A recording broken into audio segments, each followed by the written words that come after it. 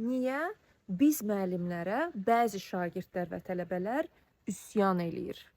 Gəlin, bəzi həqiqətlərə nəzər salaq.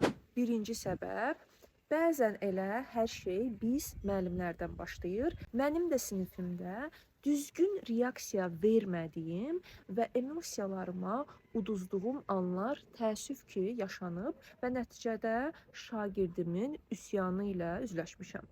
Bu həqiqəti başa düşdükdən sonra isə şagirdimlə oturub ətraflı danışmışam və lazım olanda üzr də istəmişəm. Unutmayaq ki, biz müəllimlər də insanıq və səhv edə bilərik. Əsas məsələ o səhvi başa düşüb vaxtında düzəltə bilməkdir.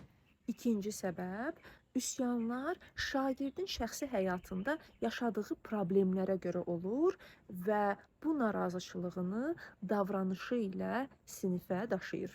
Belə hallarda isə ən təsirli yol fərdi söhbət, dinləmək və şagirdimizə, tələbəmizə necə dəstək ola biləcəyimizi anlamaqdır.